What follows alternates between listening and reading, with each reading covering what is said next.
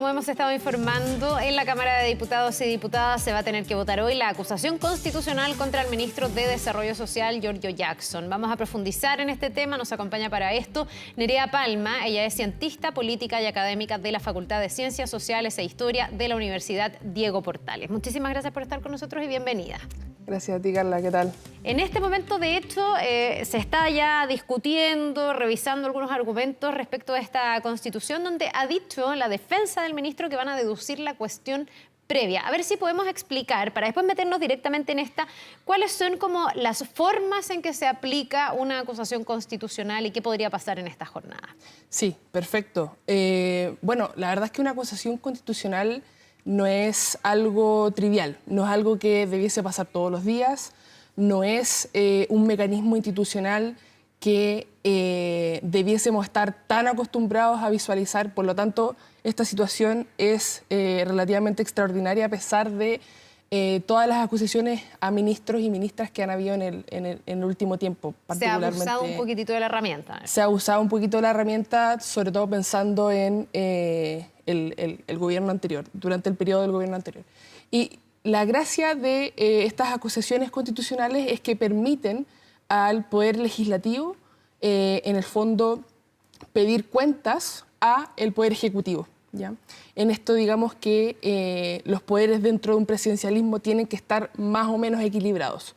Entonces, digamos, esa es teóricamente la importancia de una acusación constitucional, en este caso a un ministro, pero también puede ser, como ya hemos sabido en otros casos, incluso en Chile, sin éxito, pero internacionalmente, por ejemplo, en Estados Unidos con éxito, a un presidente también puede ser.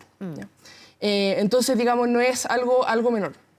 En este caso, en el caso que estamos viendo ahora con Giorgio Jackson, el procedimiento ha sido, ¿cierto?, como es de costumbre. Básicamente, lo que ocurre es que se acusa, digamos, tiene que haber, ¿cierto?, algún diputado que patrocine alguna acusación constitucional. Se forma una comisión, como se formó, vimos ayer cómo se votó en la comisión.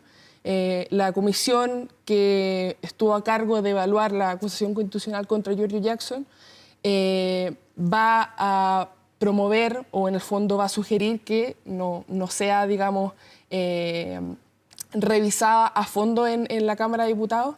Entonces pueden haber posibles dos votaciones hoy día que vamos en la Cámara de Diputados.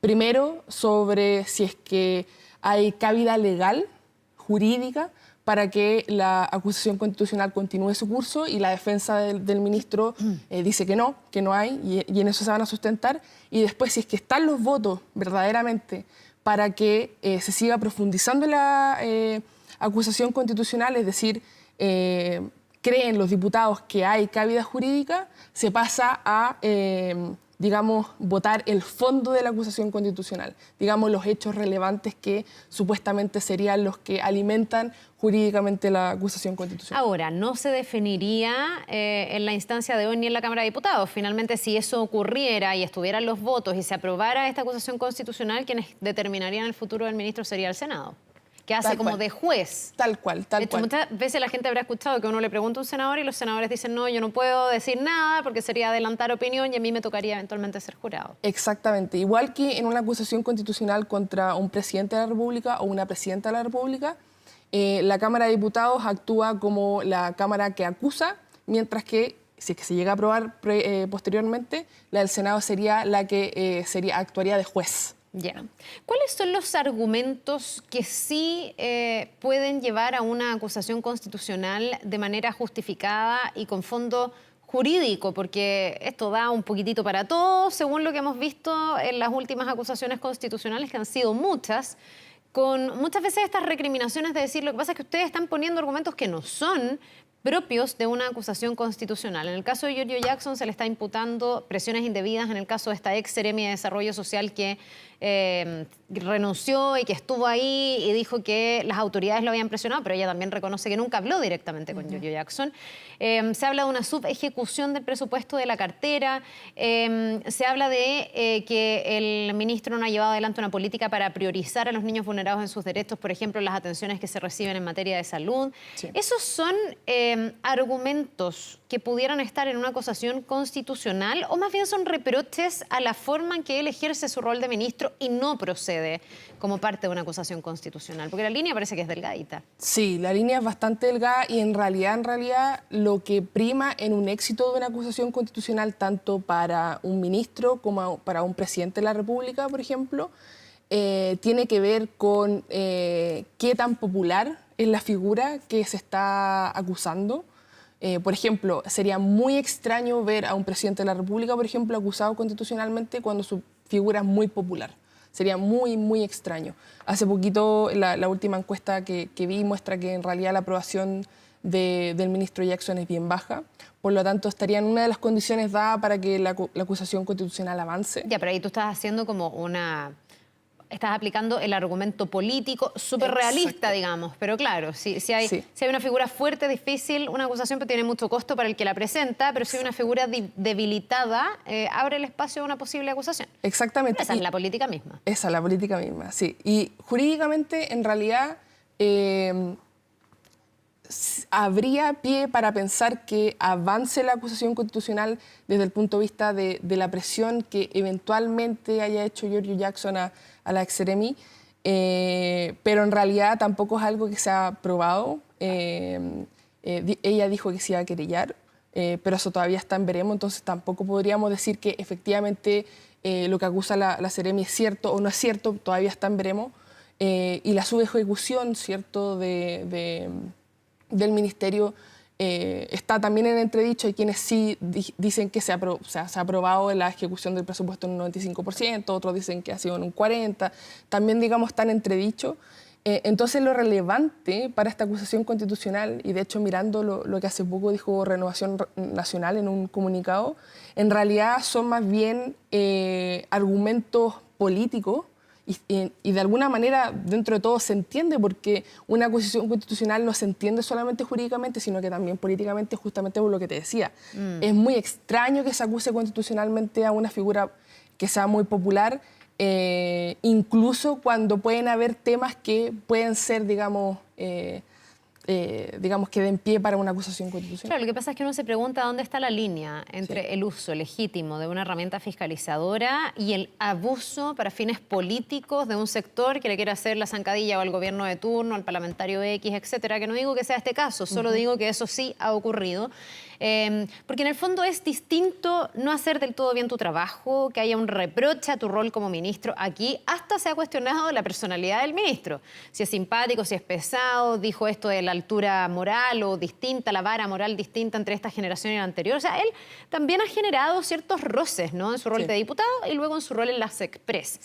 Pero hay quienes dicen, no, aquí tiene que haber una transgresión a la ley, porque si no, esto se convierte en una herramienta que se usa a diestra y siniestra y que al final lo que va haciendo es perder peso en sí misma y horadar la institucionalidad, porque al final las personas miran esto y dicen otra vez, otra acusación, y pareciera ser todo como una especie de show mediático. Tal cual. De hecho, la figura de acusación constitucional, digamos, la raíz es no haber respetado la Constitución o ir en contra de lo que la Constitución, señala. O sea, es algo muy grave. Es algo muy, muy grave. Digamos, pensemos que las acusaciones constitucionales que han, a nivel mundial, ¿cierto?, a nivel comparado, las que han sido aprobadas han sido en circunstancias, digamos, muy excepcionales, muy particulares.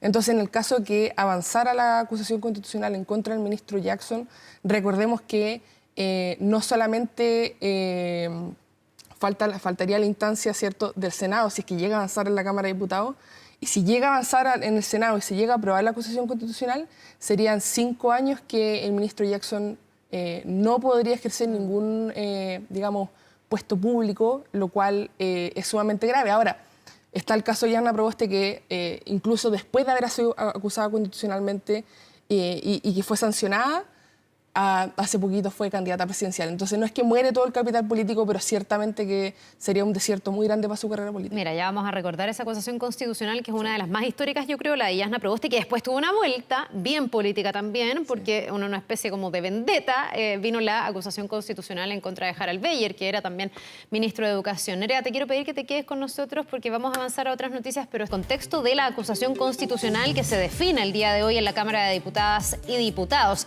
Estamos aquí en el estudio estudio con Nerea Palma, cientista política, académica también de la Facultad de Ciencias Sociales e Historia de la Universidad Diego Portales. Y estábamos hablando de, bueno, lo que se espera para hoy, pero en términos generales lo que significa una acusación constitucional. Y nos habíamos quedado haciendo el recuerdo, Nerea, de lo que pasó con esa acusación constitucional contra Yasna Proboste, que efectivamente la dejó 5 años fuera de los cargos públicos, hoy día la vemos nuevamente en el Senado, y que después tuvo como su vuelta de mano en el caso de Harald Beyer, que también fue acusado constitucionalmente y que también en ese caso prosperó, dejándolo con estas mismas consecuencias.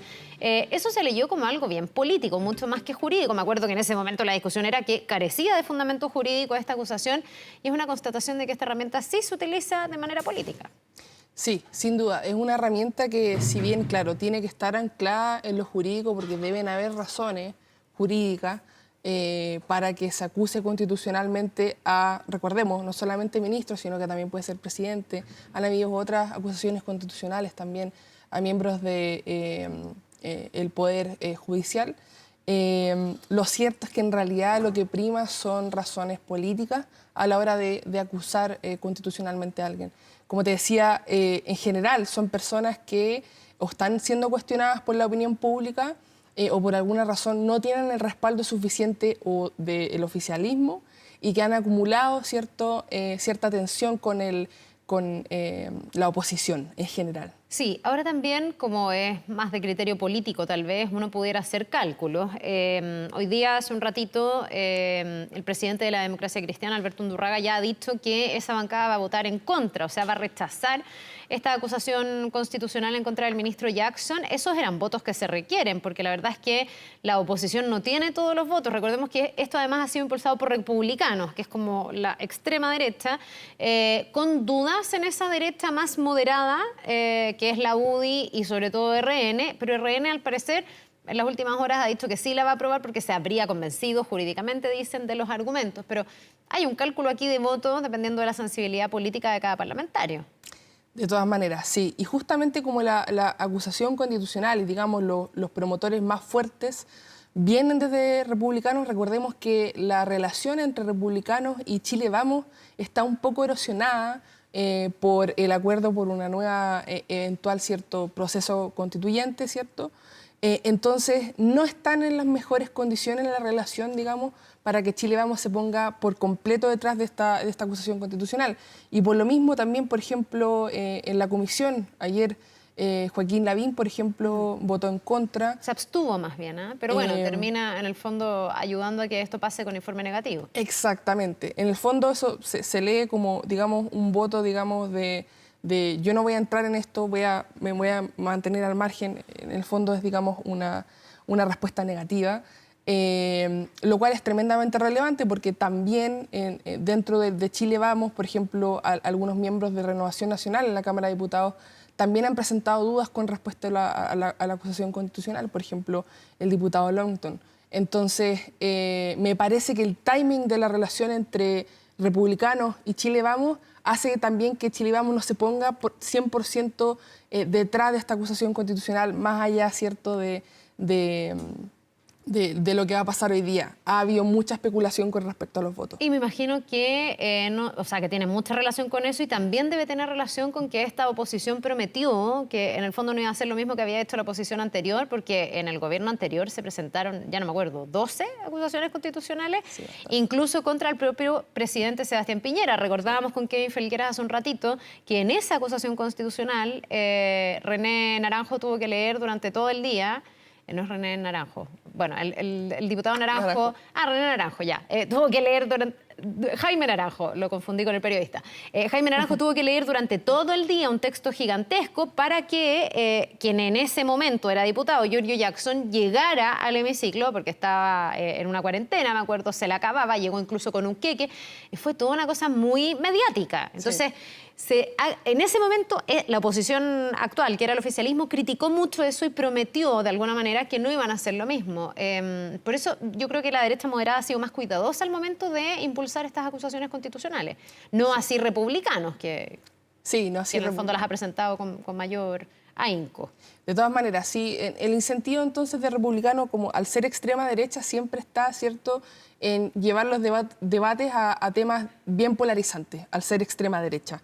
Entonces, tiene incentivo para hacer una acusación constitucional de este estilo. Y Chile Vamos, ¿cierto?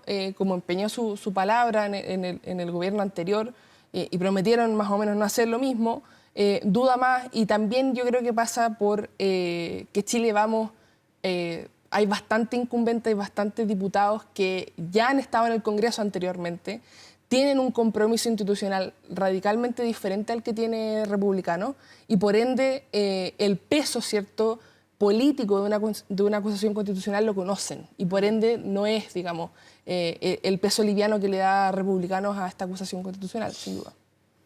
Si esto se cae, como pareciera que podría ocurrir a esta hora de la mañana, vamos a ver porque en el Parlamento todo va cambiando, ¿Giorgio Jackson sale fortalecido o queda debilitado a tu juicio? Porque aquí hay dos miradas, y los que dicen es que sale fortalecido porque en el fondo no se le logra comprobar nada y sigue como ministro haciendo su pega. Pero también hay otras voces, como el diputado Aido, que esta mañana ha dicho, aunque se caiga, él debería salir del gabinete, porque aquí sí hay un reproche a su gestión como ministro, y no solo como ministro, como uno de los hombres más cercanos al presidente Gabriel Boric también. Sí, de todas maneras. Me parece que la imagen de Giorgio Jackson, la imagen política y el capital político que tiene actualmente desde el gobierno está erosionado.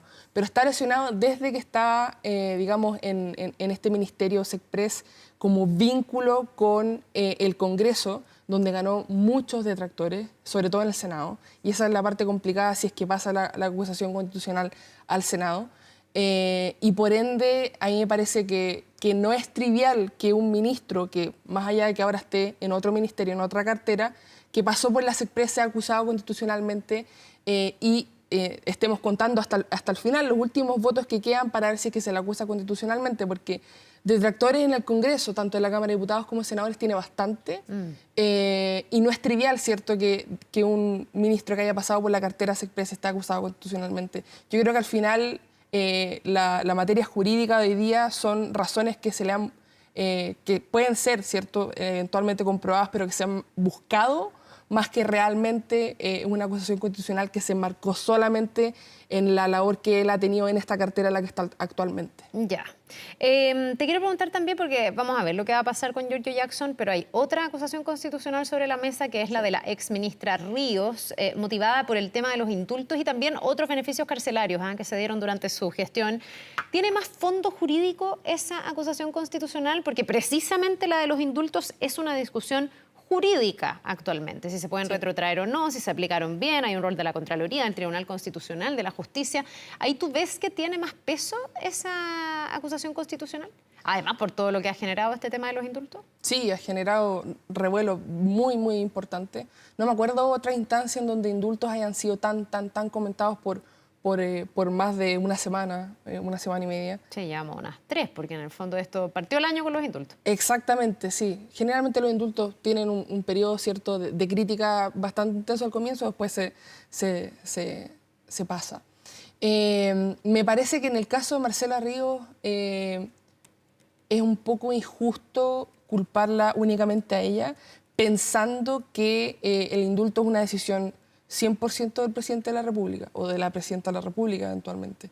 Entonces, acusar, ¿cierto?, y, digamos, apuntar con el dedo a la exministra en este momento, me parece que es injusto desde el punto de vista jurídico, pensando en que ella, si bien firmó y tiene que firmar al ser la ministra, la decisión, ¿cierto?, digamos, de manera constitucional, porque más allá de lo que se puede conversar detrás de cámara, dentro de la moneda, por ejemplo, puede pasar cualquier cosa, pero teóricamente, jurídicamente, la decisión pasa por el presidente de la República. Entonces, la verdad es que una acusación constitucional en contra de ella, solamente por la temática indulto, me parece que no tiene, digamos, mucho asidero para continuar. Claro, es una facultad del presidente. Bueno, nos vamos a quedar atentos a ambas cosas, a ver lo que pasa con esa acusación constitucional. Se ha planteado incluso llegar a acusar constitucionalmente al presidente. No sé si eso va a prosperar. Pero hoy día, en lo inmediato, lo que pase con la acusación constitucional en contra del ministro Giorgio Jackson. Nerea, te queremos agradecer por haber estado con nosotros esta mañana. Gracias a ti. Que te vaya muy bien. Nos vemos.